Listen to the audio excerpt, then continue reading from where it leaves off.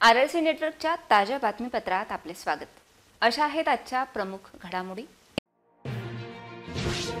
हेडलाईनचे sponsor आहेत Bathe सरांचे Shri Samarth coaching classes, 12 ज्योतिर्लिंग मंदिराजवळ अकोला। आपला वऱ्हाड, आपली भाषा, आपली माणसं, आपला क्लास। कर वसुली खाजगीकरण प्रकरणात उपमुख्यमंत्री व पालकमंत्री देवेंद्र फडणवीस अंधारात, भाजपा नेते विजय अग्रवाल यांचा खळबळजनक दावा। अकोला महापालिका स्वायत्त झाले का, नागरिकांचा सवाल। मेळघाट व्याघ्र प्रकल्पाच्या प्रतिबंधित गाभा क्षेत्रात वन्यजीव विभागाच्या कर्मचाऱ्यांनी सहपरिवार काढली सहल। पर्यावरण प्रेमीमधून व्यक्त केला जात आहे संताप। गेल्या 8 ते 10 दिवसात मूर्तिजापूर शहरात चोऱ्यांचे प्रमाण वाढले। पोलिसांच्या कार्यप्रणालीवर प्रश्नचिन्ह, नागरिकांमध्ये भीतीचे वातावरण। उड्डाणपुलाच्या भिंतीवर चढून 2 दारुड्यांची स्टंटबाजी, तोल जाऊन पडले असते तर घडला असता अनर्थ। पोलिसांनी कारवाई करण्याची अपेक्षा। मनपा क्षेत्रात प्रधानमंत्री आवास योजनेचा निधी उपलब्ध नसल्याने लाभार्थी झाले हैराण। 6 वर्षात केवळ 1297 घरांचे बांधकाम पूर्ण। अकोला महापालिकेच्या कर वसुलीचे खाजगीकरण प्रकरणात उपमुख्यमंत्री तथा पालकमंत्री देवेंद्र फडणवीस यांना हा विषय माहीत नाही असे म्हणत माजी महापौर, माजी भाजपा शहराध्यक्ष व पश्चिम विधानसभा निवडणूक प्रमुख विजय अग्रवाल यांनी खळबळजनक दावा केला आहे। अकोल्याचे पालकमंत्री देवेंद्र फडणवीस यांना हा विषय अवगत नसताना आणि त्यांना अंधारात ठेवत इतका मोठा निर्णय अकोलेकरांवर का लादण्यात आला आणि तो कोणी लादला, हा महत्त्वपूर्ण प्रश्न उपस्थित होत आहे।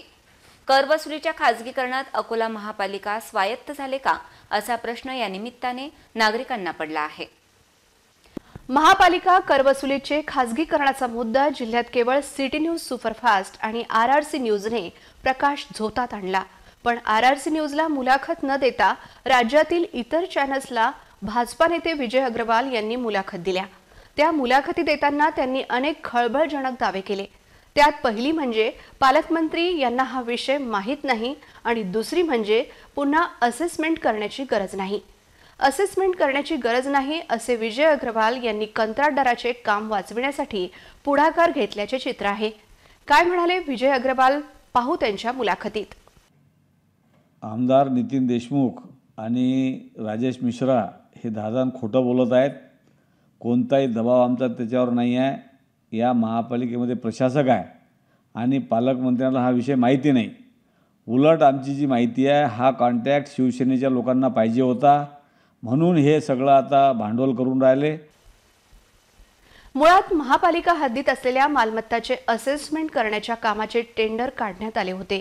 असेसमेंट हे मूळ कामच जर करणार नसतील, महापालिकेला कंत्राटच रद्द करावा लागेल। एकीकडे या कंत्राटातून असेसमेंट ही प्रक्रिया काढण्यात भाजपाला पुढाकार घेणार असल्याचे विजय अग्रवाल यांनी स्पष्ट करत असताना त्यांनी दुसरीकडे कर वसुलीचे खाजगीकरणास भाजपाचे समर्थन अप्रत्यक्षपणे घोषित केले। महापालिका प्रशासनाला आम्ही अवगत करणार आहे। वेळ पडलं तर शासनाकडे जाऊन याच्यामध्ये असेसमेंट पुन्हा करण्याची आवश्यकता नाही। आताच असेसमेंट झालेला आहे, म्हणून असेसमेंटच्या बाबतीत निर्णय शासनाला करायला लावू। महापालिकेद्वारा कर वसुली खाजगीकरणास भाजपाचे खुले समर्थन येणाऱ्या लोकसभा आणि इतर निवडणुकीत महत्त्वाचा मुद्दा अधोरेखित करणारा व पक्षाला अडचणीचा ठरणार आहे। कर वसुली खाजगीकरणास भाजपाचे हे खुले समर्थन अकोलेकरांची लूट करण्याची एक प्रकारे मान्यता देण्याचा प्रकार आहे। पालकमंत्र्याप्रमाणे राज्याचे नगरविकास मंत्री आणि मुख्यमंत्री एकनाथ शिंदे यांना तरी हा विषय माहिती आहे की नाही, असा प्रश्न उपस्थित होतो। राज्याचे नगरविकास विभाग आणि अकोला महापालिका कर वसुलीचे खाजगीकरणाचे सर्व विषय स्वतःच हाताळत असेल तर राज्यपालांनी अकोला महापालिकेला स्वायत्तता तर दिली नाही ना, असा प्रश्न नागरिकांना पडत आहे। आमचं म्हणणं आहे की बा तुम्हाला जे करायचं असेल ते तुम्ही करा। आमचा सुद्धा याच्यामधल्या जे असेसमेंट आहे त्याला विरोध आहे आणि म्हणून या प्रकरणाशी भाजपचा कुठलाही संबंध नाही। शिवसेनेच्या नेत्याचे याच्याखाली हात दबलेले आहेत। काही कामंसुद्धा शिवसेनेच्या संबंधित कंपनीला कॉन्टॅक्ट महापालिकेचे मिळालेले आहेत। त्याच कंपनीला काम मिळालं पाहिजे यासाठी हे आरोप करत आहेत। पूर्णतः राजकीय आणि स्वार्थी आरोप आहेत। महापालिकेच्या करवसुली खाजगीकरणात विजय अग्रवाल यांनी शिवसेना आमदार नितीन देशमुख व राजेश मिश्रा हे खोटारडे असल्याचा आरोप केला आहे। दरम्यान आजही शिवसेनेने या विरोधात तुकाराम चौकात आंदोलन केले। यावेळी शिवसेना पश्चिम प्रमुख राजेश मिश्रा यांनी विजय अग्रवाल यांना चॅलेंज केले। आता उद्या आमचे जे मोठे बंधू आहेत विजयभाऊ अग्रवाल भाजपचे नेते, त्यांनी सांगितलं की हा प्रकरण देवेंद्र फडणवीस पालकमंत्री साहेबांना माहीतच नाही आहे। हे म्हणजे किती मोठी गोष्ट आहे की या जिल्ह्यामध्ये या शहरामध्ये महानगरपालिका इतका मोठा विषय घेते आणि इथले स्थानिक पालकमंत्री त्यांना माहीत नाही आहे आणि ते म्हणतात की यांचे हात, सेनेचे काही लोकांचे हात दबलेला आहे, आमचे हात दबले आहेत, आम्ही आंदोलन करू राहिलो, त्यांचे हात मोकळे आहेत, हे कुठे आहेत? मेळघाट व्याघ्र प्रकल्पाच्या धारगड वनपरिक्षेत्रातील प्रतिबंधित गाभा क्षेत्रात अकोला वन्यजीव विभागाच्या कर्मचाऱ्यांनी सहपरिवार सहल काढण्याचा धक्कादायक प्रकार समोर आला। ही सहल आता वादात सापडली असून वनसंवर्धन कायदा वन्यजीव विभागाने पायदळी तुडवल्याची चर्चा होत आहे। या प्रकरणी सखोल चौकशी करून कारवाई करण्याची मागणी पर्यावरण प्रेमींमधून होत आहे। मेळघाट व्याघ्र प्रकल्पाच्या धारगड वनपरिक्षेत्रातील प्रतिबंधित गाभा क्षेत्रात अकोला वन्यजीव विभागाच्या कर्मचाऱ्यांनी सहपरिवार सहल काढल्याचा धक्कादायक प्रकार रविवारी घडला। धारगड मंदिरातील वन्यजीव विभागाची सहल आता चांगलीच वादात सापडली असून वनसंवर्धन कायदा वन्यजीव विभागानेच पायदळी तुडवला। या प्रकारावरून पर्यावरण प्रेमींनी संताप व्यक्त केला आहे। या प्रकरणी माहिती घेऊन चौकशी करू असे अकोटचे उपवन संरक्षक जयकुमारन म्हणाले। मेळघाट व्याघ्र प्रकल्पातील धारगड हे गाभा क्षेत्रात येते। पावसाळ्यात या भागातील सफारी देखील बंद असते। धारगड येथे प्राचीन शिव मंदिर आहे। केवळ तिसऱ्या श्रावण सोमवारी धारगड यात्रेनिमित्त शिवभक्तांना रविवार व सोमवारी जाण्याची परवानगी असते। त्यासाठी प्रशासन चोख बंदोबस्त ठेवत असतो।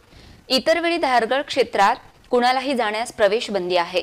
या कारणावरून अनेक वेळा वन विभाग व शिवभक्तांमध्ये वाद सुद्धा होतात।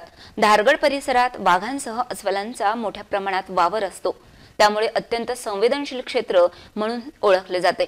दरम्यान अकोला वन्यजीव विभागाच्या कर्मचाऱ्यांनी रविवारी सहपरिवार धारगडच्या प्रतिबंधित गाभा क्षेत्रात सहल केली। या क्षेत्रात सफारीच्या काळात केवळ जिप्सीने जाण्याची परवानगी असते, तर पावसाळ्यात हे क्षेत्र पूर्णतः बंद असते। मात्र वन्यजीव विभागाचे कर्मचारी आपल्या कुटुंबासह चक्क अकोला विभागाच्या काटेपूर्णा एक्सप्रेस बसमधून धारगड मंदिरात सहकुटुंब दर्शनाला जाऊन आले। त्यावेळेस त्यांना कोणीही अडवले नाही किंवा विचारणा केली नाही। धारगड मंदिर परिसर हा पावसाळ्यात व इतर वेळी संपूर्ण निर्मनुष्य असतो, त्यामुळे येथे वाघ व अस्वलांचा नेहमी संचार आढळून येतो। या भागात पायी फिरण्यासाठी बंदी असताना वन्यजीव विभागाचे कर्मचारी आपल्या कुटुंबासह येथे फिरताना दिसून आले। देशभर वाघांच्या शिकारीचा हाय अलर्ट असताना गाभा क्षेत्रात कोणती परवानगी न काढता बसने हे कर्मचारी गेले कसे? सामान्य लोकांना असलेले नियम या लोकांना लागू होत नाहीत का, असा प्रश्न वन्यजीव प्रेमींकडून उपस्थित केला जात आहे। मूर्तिजापूर शहरामध्ये गेल्या 8 ते 10 दिवसांपासून चोरीच्या घटना निरंतर वाढत चालल्या आहेत। पोलिसांच्या निष्क्रियतेमुळे नागरिकांमध्ये भीतीचे वातावरण असून चोरट्यांनी एक प्रकारे पोलिसांना आव्हान दिले आहे। विशेष म्हणजे अद्यापर्यंत एकही चोरीचा उलगडा पोलीस करू शकले नाहीत। मूर्तिजापूर शहरामध्ये चोरीच्या घटना निरंतर वाढत चालल्या आहेत, त्यामुळे नागरिकांमध्ये भीतीचे वातावरण पसरले आहे। या घटनांमुळे मूर्तिजापूर पोलिसांच्या कार्यप्रणालीवर प्रश्नचिन्ह निर्माण झाले आहे। मूर्तिजापूरचे ठाणेदार भाऊराव घुगे यांच्या कार्यकाळातील मागील 8 दिवसात चोरीच्या घटनेत वाढ झाली आहे। अज्ञात चोरटे मोठ्या आरामात चोरी करीत आहेत। गेल्या 8 ते 10 दिवसात लाखो रुपयांचे साहित्य व नगदी अज्ञात चोरट्यांनी लंपास केल्यामुळे शहरात भीतीचे वातावरण निर्माण झाले आहे। पोलिसांची ही निष्क्रियता पाहता नागरिकांनी स्थानिक आमदारांजवळ ठाणेदार घुगे यांची मूर्तिजापूरमधून बदली करण्याची मागणी केली। मूर्तिजापूर येथील संचालक यांच्या घरात अज्ञात चोरट्यांनी प्रवेश करून 2 ते 2.5 लाख रुपये किमतीचा मुद्देमाल लंपास केला होता। तर शहरातील प्रतीकनगरमध्ये राहणाऱ्या माजी मुख्याध्यापक रामदास कुंभारे यांच्या बंद घरात प्रवेश करून चोरट्यांनी स्टेट बँकेचे एटीएम चोरून एटीएमच्या मदतीने 84,000 रुपये काढून घेतले। यासोबतच घरातील 90,000 रुपये लंपास केले। तर प्रतीकनगर स्थित गजानन महाराज मंदिरामध्ये दानपेटी फोडून 2,000 रुपयांची चोरी केली। प्रजापती लेआउट रहिवासी हनुमंते मॅडम यांच्या घरात चोरट्यांनी चोरी करण्याचा यशस्वी प्रयत्न केला होता।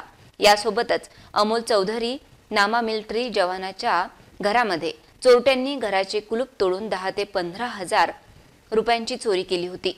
मूर्तिजापूर शहर पोलिसांच्या निष्क्रियतेमुळे शहरात मोठ्या प्रमाणात चोरीच्या घटना घडत आहेत। अज्ञात चोरट्यांनी पोलिसांना उघडपणे आव्हान दिले आहे, तर नागरिकांच्या सुरक्षेचा प्रश्न ऐरणीवर आला आहे। ही बाब लक्षात घेता जिल्हा पोलीस अधीक्षकांद्वारे मूर्तिजापूरमध्ये कर्तव्यदक्ष नवीन ठाणेदाराची नियुक्ती करण्याची मागणी नागरिक करीत आहेत। अकोला शहरातील अटल बिहारी उड्डाण पुलावर दारूचे सेवन करीत 2 मध्यधुंद युवकांनी पुलाच्या भिंतीवर चढून स्टंटबाजी केली। यामध्ये एखाद्याचा तोल जाऊन पडला असता तर मोठी दुर्घटना घडली असते। उड्डाण पुलावर होत असलेली ही स्टंटबाजी पाहता पोलिसांनी या दोन्ही युवकांचा शोध घेऊन कारवाई करण्याची अपेक्षा व्यक्त केली जात आहे। मुंबईचा किंग कोण भिकू मात्रे हा सत्या चित्रपटातील डायलॉग चांगलाच फेमस झाला होता। उंच जागेवर उभे राहून भिकू मात्रे संपूर्ण मुंबईकडे एक नजर टाकून हाताला बोलतो। अगदी त्याच पद्धतीचे दृश्य अकोला शहरातील अटल बिहारी उड्डाण पुलावर पाहावयास मिळाले। 2 युवक उड्डाण पुलावर दिवसाढवळ्या दारूचे सेवन करताना आढळून आले। यापैकी एक युवक पुलाच्या भिंतीवर उभे राहून हातामध्ये दारूची बॉटल घेऊन दारूचे सेवन करीत स्वतःला भिकू मात्रे समजत होता, तर त्याचा दुसरा साथीदार चित्रपटातील दृश्याप्रमाणे त्याच्या बाजूला बसून होता। या मार्गावरून ये-जा करणारे सर्व नागरिक या दोन्ही युवकाची ही सुरू असलेली जुगलबंदी पाहत होते। अकोला येथील नवीन बसस्थानक चौकावर नेहमी पोलीस कर्मचारी तैनात असतात, परंतु या युवकांना थांबवण्याकरिता कोणीही प्रयत्न केला नाही। दारूच्या नशेत धुंद हे युवक या भिंतीवरून खाली पडले असते तर मोठी दुर्घटना घडली असती। तसेही उड्डाण पुलावर रात्रीच्या वेळी जीव धोक्यात टाकून सेल्फी काढणाऱ्या महाविद्यालयीन विद्यार्थ्यांसोबत अन्य नागरिकही गर्दी करीत असतात। त्यांच्यावर केवळ पोलीस विभागाद्वारे दिखावटी कारवाई केली जाते।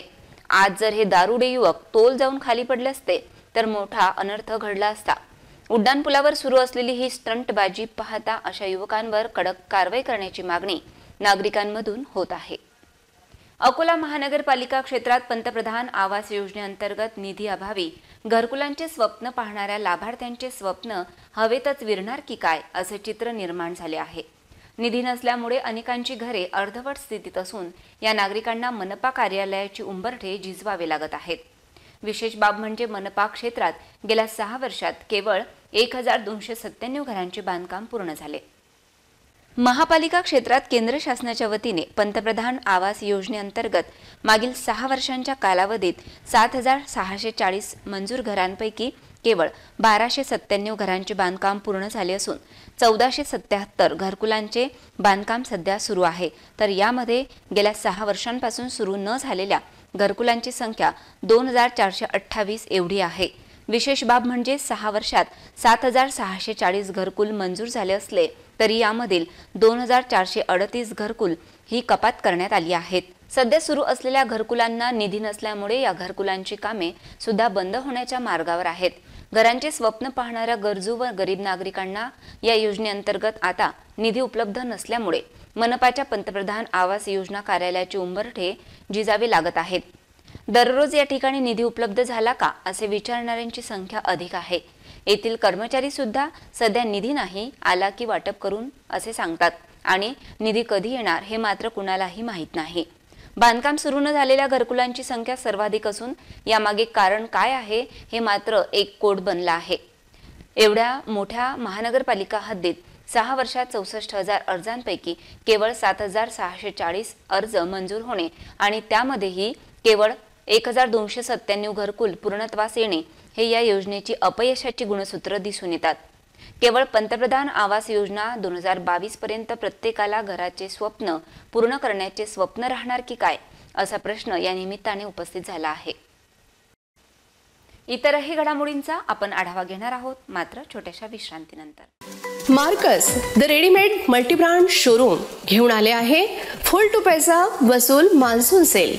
खरेदी करा 2 जीन्स आणि मिळवा 1 जीन्स अगदी फ्री फ्री फ्री। तसेच मिळवा 1000 रुपये किमतीचे कॅज्युअल शर्ट फक्त आणि फक्त रुपये 599 मध्ये, म्हणजेच मिळवा 40% पर्यंत महा डिस्काउंट। एवढेच नव्हे तर मिळवा सर्व प्रकारच्या ब्रँडेड फॉर्मल पॅन्ट व फॉर्मल शर्टवर 20% ते 35% पर्यंत महा डिस्काउंट। चला तर मग आजच मार्कस रेडीमेड मल्टीब्रँड शोरूमला भेट द्या आणि फुल टू पैसा वसूल मान्सून सेलचा भरपूर लाभ घ्या।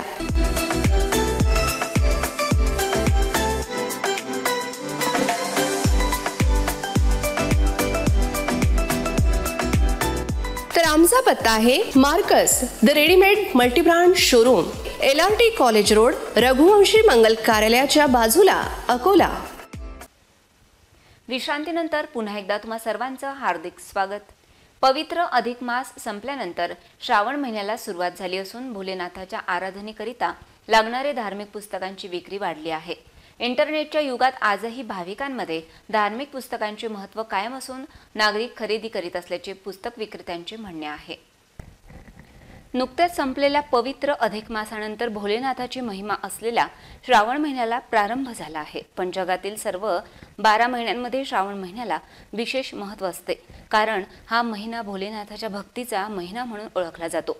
जे भाविक या महिन्यांमध्ये शिवशंकराची पूजा अर्चना करतात त्यांचे सर्व दुःख दूर होतात, कोणत्याही कार्यात येणारे विघ्न दूर होते आणि त्यांना देवतांचा आशीर्वाद प्राप्त होतो. त्यामुळे देशभरात सर्वच शिवमंदिरांमध्ये भक्तांची गर्दी पाहायला मिळते.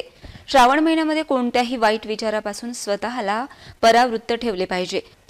श्रावण महिन्यामध्ये चांगले साहित्य, धर्मासंबंधीची पुस्तकांचे ध्यान करावे, जेणेकरून वाईट विचार आपल्या जवळ येणार नाहीत. अधिक महिना, त्याच श्रावण महिन्यामध्ये भगवान विष्णू, भगवान शिवशंकर यांच्यावर आधारित अनेक धार्मिक पुस्तके शहरातील धार्मिक पुस्तक विक्रेत्याकडे विक्रीकरिता आले आहेत. त्यामध्ये शिवसहस्त्रनामावली, सार्थ, श्री शिवमहिमा स्तोत्र, शिव चालिसा, शिवकवच, महामृत्युंजय मंत्र साधना, संक्षिप्त शिवपुराण, श्री हरितालिका पूजाविधी, शिवलीलामृत, श्रीकृष्ण जन्माख्यान, श्रीकृष्ण चालिसा तथा अधिक महिन्याचे महिमा वर्णन करणारे पोथी आदींचा समावेश आहे. यासोबतच सर्व प्रकारची यंत्रपूजा साहित्य, रुद्राक्ष आदींचा समावेश आहे. मोबाईल, टीव्ही चॅनल तथा यूट्यूबवर हे सर्व धार्मिक पुस्तके उपलब्ध आहेत. परंतु आजही भाविकांमध्ये धार्मिक पुस्तकांचे महत्त्व कायम आहे. अधिक मास तथा श्रावण महिन्यामध्ये सर्वाधिक पुस्तकांची विक्री होत असल्याची माहिती शहरातील विठ्ठल बुक सेलरचे श्री राजूभाऊ येवले यांनी देत सांगितले की ही सर्व पुस्तके गोरखपूर, पुणे, मुंबई वरून येतात. श्रावण महिने खूप मागणी राहते आमच्याकडे. हां, शिवपुराण, पद्मपुराण, विष्णुपुराण असे खूप चालतात. शिवलीलामृत ग्रंथ झाले, हे झाले, सर्व तऱ्हेची मागणी येते आमची पोथी. अधिक मास महात्म्य, अधिक मासची पोथी, स्तोत्र हा महत्त्व देते. पण तिच्यावर एवढं हे नसतं, ओरिजिनलची हे नसते राहत, कारण ओरिजिनल भेटायचं हे राहते ना, कारण गिऱ्हाईक पाहून घेतल्याशिवाय हे नाही, तिच्यावर काही पाठवतात ना, ते ओरिजिनल नसते. नुकतेच अकोला येथे भागवत भूषण पंडित प्रदीप शर्मा यांचे प्रवचन संपन्न झाले. त्यांनी आपल्या प्रवचनामध्ये शिवशंकराची पूजा अर्चना कशा पद्धतीने करावी, ज्यामुळे भक्तांचा उद्धार होईल, या संदर्भात विविध पद्धतीने पूजा साहित्याचा उपयोग करण्याचा सल्ला दिला होता. अधिक मास तथा श्रावण महिन्यामध्ये शिवचे पूजन हेतू कमलगट्टा, काळे तीळ, शमीचे पत्र, सहद, चंदनाचे अत्तर, जानवे, केसर, भस्म, अबीर, गंगाजल, पिवळा, लाल व पांढरे चंदन, गाईचे तूप या वस्तूंना वेगवेगळ्या दिवशी अर्पण करण्याचे महत्त्व सांगितले होते. त्यामुळे अधिक मास तथा श्रावण महिन्यात हे साहित्य खरेदी करणाऱ्या भाविकांची संख्या दुप्पट झाली आहे, अशी माहिती शहरातील प्रसिद्ध पूजा सामग्री विक्रेता तथा भजन गायक राधेश्याम शर्मा यांनी दिली. विदर्भ में अकोला शहर राजराजेश्वर नगरी के अंदर में आज से कुछ दिन पहले श्री प्रदीप जी मिश्रा, जिन्होंने यहाँ पे प्रवचन कार्य किए थे आज 7 दिन, उनके बताए अनुसार श्रावण मास में और श्रावण मास के अंदर अधिक मास में जो शिव जी की पूजा का महत्व बताया, जिसके अंदर में उन्होंने पीला चंदन, लाल चंदन, सफ़ेद चंदन, कमलगट्टा, काली तिल्ली, जौ, गन्ने का रस, शहद और पूजा के जो बहुत सी आइटम है, गोपी चंदन, इस प्रकार की बहुत सी चीज़ों का उन्होंने विवरण बताया था, जो अलग अलग दिन श्री शिव जी को चढ़ाने का बहुत महत्व बताया गया, जिससे लोगों की मनोरथी तो पूर्ण हुई है और पूर्ण होती आ रही है, और आज भी लोग उस पर पालन कर रहे हैं. और ये जितना भी ओरिजिनल माल है, पीला चंदन, लाल चंदन, और ये काशी का, उज्जैन का, हरिद्वार का, यहीं का माल वापरा गया है. इसके अंदर में किसी प्रकार की भोजपना हुआ नहीं है, और आज भी लोग जिसके विधि पे चल रहे हैं वो आज भी उसका पुण्य फल प्राप्त कर रहे हैं. और मैं ये लोगों से प्रार्थना करता हूँ कि शिव जी और जो भी अपना धर्म कर्म है उसको निभाते हुए आज भी उन नियमों का पालन करिए, आपकी मनोकामना पूर्ण होगी. एम राजेश्वर. अकोला जिल्ह्यातील बाळापूर शेगाव रोडवर 2 दुचाकी व एका पिकअप ट्रकची समोरासमोर धडक झाली. या अपघातात दुचाकीवरील दोघांचा मृत्यू झाला तर 2 जण गंभीररित्या जखमी झाले. या प्रकरणी पुढील तपास बाळापूर पोलीस करीत आहेत. अकोला जिल्ह्यातील बाळापूर तालुका अंतर्गत येणाऱ्या बाळापूर शेगाव रोडवर 2 दुचाकी वाहन आणि एका पिकअप ट्रकची समोरासमोर धडक झाली. या अपघातात दोन्ही दुचाकी वाहनांवर असलेले दोघांची घटनास्थळीच मृत्यू झाला, तर 2 जण गंभीररित्या जखमी झाले। प्राप्त माहितीनुसार बुधवार दुपारी झालेल्या या घटनेमध्ये प्रवीण रमेश नेमाडे वय 45 राहणार डोंगरगाव आणि प्रमोद श्रीधर चोपडे राहणार संग्रामपूर यांचा मृत्यू झाला। दोन्ही मृतकांचा मृतदेह शवविच्छेदनाकरिता रुग्णालयात रवाना करण्यात आला। या अपघाताचा पुढील तपास बाळापूर पोलीस करीत आहेत। तेलुगू कवी गिदुगू वेंकट रामामूर्ती यांच्या जयंतीनिमित्त 29 ऑगस्ट हा दिवस तेलुगू भाषा दिन म्हणून साजरा करण्यात आला। अकोला शहरातील जिल्हा परिषद कर्मचारी भवन येथे तेलुगू भाषा दिनाचे आयोजन करण्यात आले। यावेळी मोठ्या संख्येने तेलुगू बांधव सहभागी झाले होते। तेलुगू कवी गिदुगू वेंकट रामामूर्ती यांच्या जयंतीनिमित्त दरवर्षी 29 ऑगस्ट हा दिवस तेलुगू भाषा दिन म्हणून साजरा केला जातो।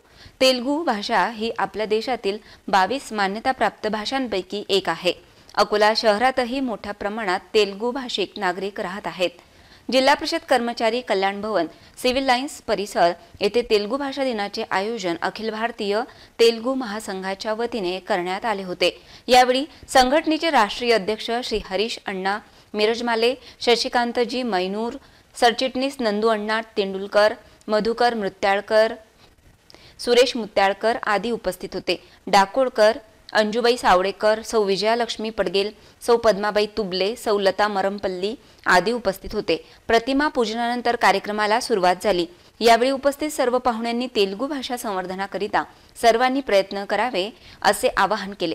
यावेळी हरीश अण्णा मिरजमाले यांनी कार्यक्रम संदर्भात माहिती दिली। या कार्यक्रमाला तेलुगू भाषिक मोठ्या संख्येने उपस्थित होते। हार्दिक शुभकामनाएं।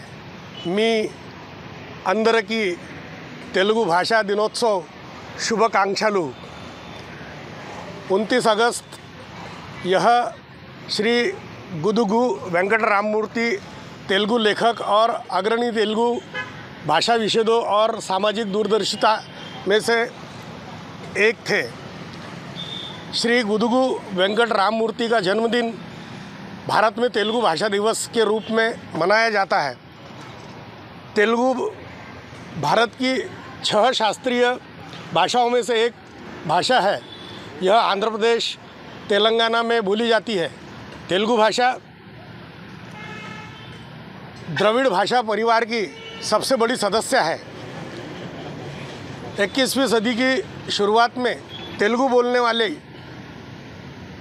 बोलने वालों की संख्या 75 मिलियन से अधिक थी।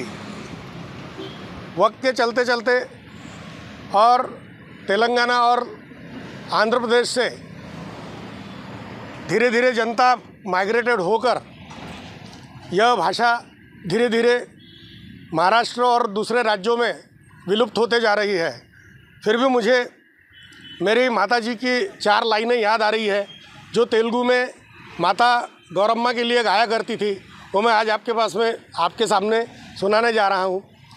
आलजिल कालाला पालजिल कालाला संदेव्वा गोट्टलू सौळेत्य मेळलू मुत्याला गुलगुलू नीलंपी जल्दी नो रे गौरम्मा नीलंपी जल्दी नो रे।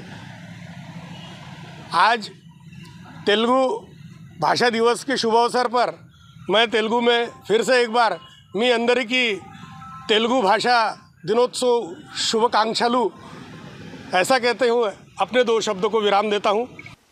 ऐन पावसाळ्याच्या दिवसांमध्ये अकोला शहरातील राजीव गांधी नगरातील नागरिकांना पाण्यासाठी भटकंती करावी लागत असून या परिसरातील हँडपंप दुरुस्तीकरिता वर्गणी गोळा करून दुरुस्तीचे कार्य करावे लागत आहे।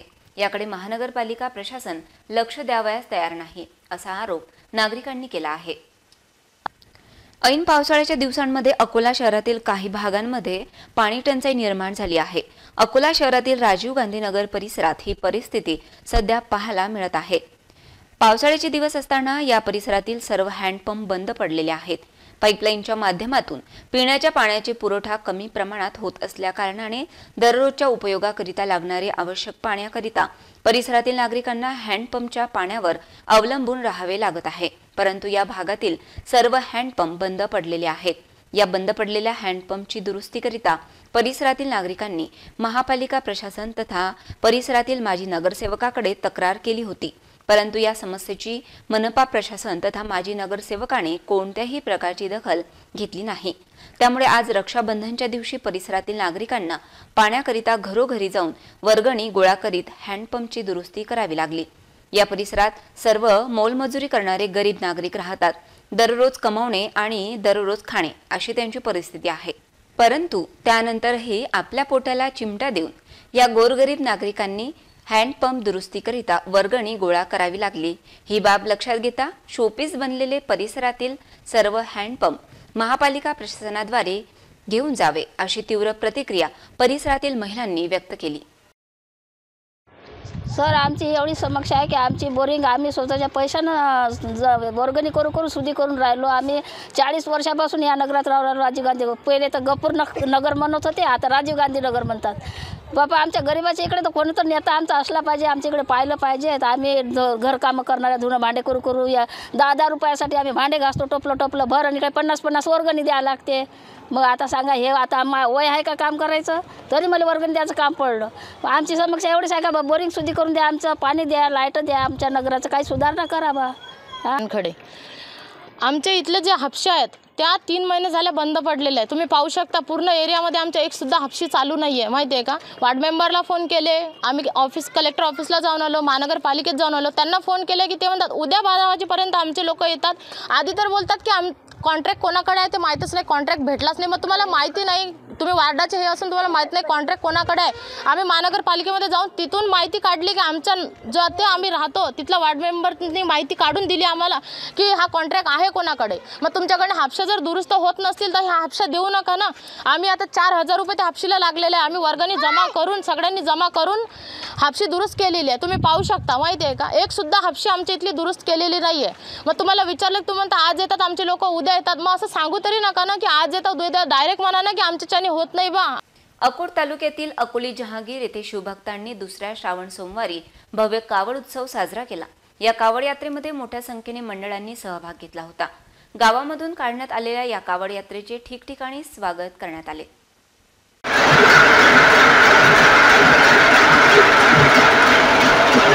अकोट तालुक्यातील अकोली जहांगीर येथे शिवभक्तांनी दुसऱ्या श्रावण सोमवारी भव्य कावड उत्सव साजरा केल्यामुळे या गावातील वातावरण पूर्णपणे शिवमय झाले होते।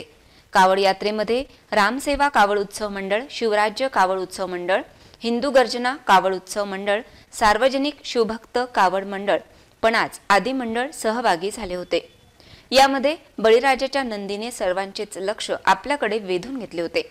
महाकाय, त्रिशूळ तथा विविध ट्रॅक्टरवर कावड यात्रेमध्ये सहभागी झालेल्या एकाहून एक देखाव्यांनी उपस्थित नागरिकांची मने जिंकली। ढोल ताशे भजनी मंडळाच्या निनादाने संपूर्ण गाव दुमदुमले होते। कावड यात्रेमध्ये अंजनगाव येथील व्यायाम मंडळाने ट्रॅक्टरवर मल्लखांबद्वारे विविध योगासने आणि प्रात्यक्षिकं सादर करून गावकऱ्यांना मंत्रमुग्ध केले। शोभायात्रेच्या संपूर्ण मार्गावर रांगोळी काढण्यात आली होती। प्रत्येक चौकात कावड यात्रेचे महिलांनी पूजन केले। यासोबतच गावकऱ्यांनी प्रत्येक चौकात चहा व नाश्त्याची व्यवस्था केली होती। विजय दातीर यांच्या वतीने कावड मंडळांकरिता महाप्रसादाचे आयोजन करण्यात आले होते। कावड यात्रा शांततेत संपन्न व्हावी याकरिता अकोट पोलिसांचा तगडा बंदोबस्त तैनात करण्यात आला होता। अत्यंत उत्साहपूर्ण वातावरणात कावड महोत्सव संपन्न झाला।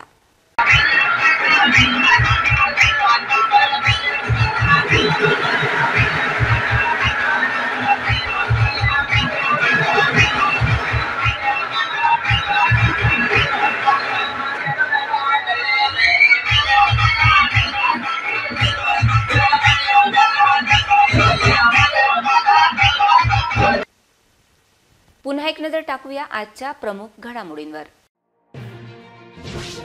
हेडलाईनचे स्पॉन्सर आहेत बाठे सरांचे श्री समर्थ कोचिंग क्लासेस, 12 ज्योतिर्लिंग मंदिराजवळ अकोला। आपला वऱ्हाड, आपली भाषा, आपली माणसं, आपला क्लास। कर वसुली खाजगीकरण प्रकरणात उपमुख्यमंत्री व पालकमंत्री देवेंद्र फडणवीस अंधारात, भाजपा नेते विजय अग्रवाल यांचा खळबळजनक दावा। अकोला महापालिका स्वायत्त झाले का, नागरिकांचा सवाल। मेळघाट व्याघ्र प्रकल्पाच्या प्रतिबंधित गाभा क्षेत्रात वन्यजीव विभागाच्या कर्मचाऱ्यांनी सहपरिवार काढली सहल। पर्यावरण प्रेमीमधून व्यक्त केला जात आहे संताप। गेल्या 8 ते 10 दिवसात मूर्तिजापूर शहरात चोऱ्यांचे प्रमाण वाढले. पोलिसांच्या कार्यप्रणालीवर प्रश्नचिन्ह, नागरिकांमध्ये भीतीचे वातावरण. उड्डाणपुलाच्या भिंतीवर चढून 2 दारुड्यांची स्टंटबाजी. तोल जाऊन पडले असते तर घडला असता अनर्थ. पोलिसांनी कारवाई करण्याची अपेक्षा. मनपा क्षेत्रात प्रधानमंत्री आवास योजनेचा निधी उपलब्ध नसल्याने लाभार्थी झाले हैराण. 6 वर्षात केवळ 1297 घरांचे बांधकाम पूर्ण. बातम्यांसाठी तुम्ही पाहत रहा RRC न्यूज. यूट्यूब चॅनलवर तुम्ही पण लाईक आणि सबस्क्राईब करा RRC डिजिटल अकोला हे यूट्यूब चॅनल. जगभरात कुठेही पहा RRC डिजिटल अकोला. पुन्हा भेटूया ताज्या बातम्यांसह, नव्या घडामोडींसह नव्या बातमीपत्रात. तोवर नमस्कार.